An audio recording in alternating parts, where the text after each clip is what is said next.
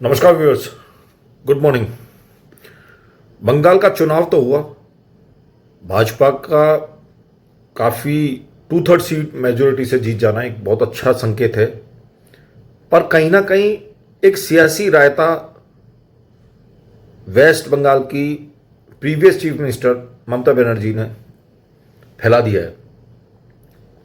वो रेजिग्नेशन नहीं दे रही हैं, इस्तीफा नहीं दे रही हैं, ना राज्यपाल को दे रही हैं, ना वो अपने संसद में जो बंगाल का जो है पार्लियामेंट है उसमें भी जाके नहीं दे रही हैं। उन्होंने साफ कह दिया है कि मैंने ये चुनाव जीता है, मुझे जबरदस्ती हराया गया और मेरे कम से कम 100 सीटें मेरे से चुराई गई हैं। जो विदेशी जितने भी मीडिया हाउसेस थे वो तो पहले ही तैयार बैठे थे। वो चाहे हो आपका अमेरिकन मीडिया हो, यूरोपियन मीडिया हो या मिडिल ईस्ट का जो मीडिया है, वो साफ कैमरा लेके बैठे हुए थे कि किस तरीके से इस चुनाव को प्रभावित किया जाए, क्योंकि एक बहुत तगड़ी साजिशें नॉर्थ ईस्ट के बॉर्डर पर चल रही है। उसमें सारे देश इन्वॉल्व है। चाइना इसको ऑब्जर्व कर रहा है, पाकिस्तान इसको ऑब्जर्व कर रहा है, अमेरिका इसको ऑब्जर्व कर रहा है और जो भी गतिविधियां चाहता है वो करना की कोशिश कर रहा है। कहीं ना कहीं भाजपा का आना उनको नागवार साबित हो रहा है, क्योंकि कहीं जो ममता बनर्जी की जो जीत थी वो उनके नैरेटिव को मदद करती थी। एनीवेज, ये तो एक बात थी।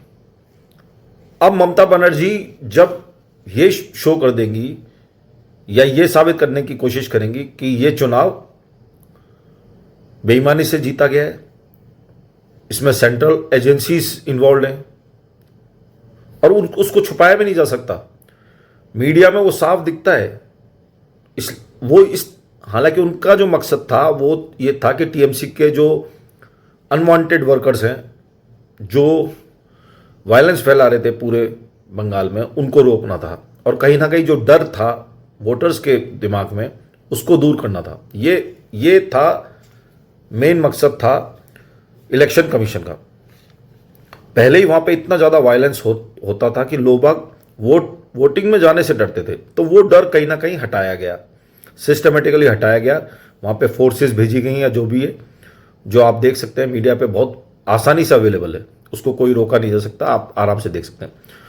पर उसी की ये पिक्चर दिखाना कि ये सत्तारूढ़ दल जो सेंटर में है उसकी मदद कर रहा है, वो भी कोई कठिन नहीं है, बहुत आसान है। क्योंकि उसमें कुछ जो जवान हैं वो श्री राम का नारा लगा रहे हैं हिंदू होने के नाते, जो एक नॉर्मल प्रक्रिया है, नॉर्मल एक अपना जाहिर करने का तरीका है। वो कोई जातिवादी नहीं है या कोई धर्मवाद से रिलेटेड नहीं है, किसी धर्म से रिलेटेड नहीं है। वो एक नॉर्मल प्रक्रिया थी, नॉर्मल अपना जाहिर करना था, नॉर्मल अपने इमोशंस को जाहिर करना था।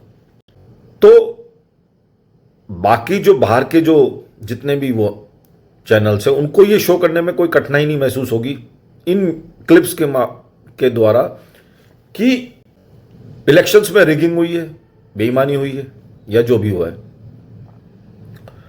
इलेक्शन कमीशन ने सिर्फ ये कोशिश करी है कि किसी तरीके से वायलेंस ना हो, क्योंकि टीएमसी का जो बैकग्राउंड रहा है, जो पुराना वो रहा है, और वो यही रहा है कि वायलेंस फैला के जो पिछली बार जो चुनाव हुए थे उसमें भी हुआ था।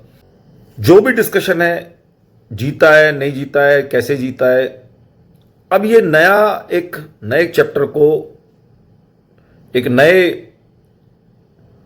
रास्ते को, एक नई बहस को, नेशनल लेवल की बहस और इंटरनेशनल लेवल की बहस को शुरू करेगा कि भारत अब लोकतांत्रिक देश रहा है या नहीं रहा है, डेमोक्रेटिक कंट्री रहा है या नहीं रहा है।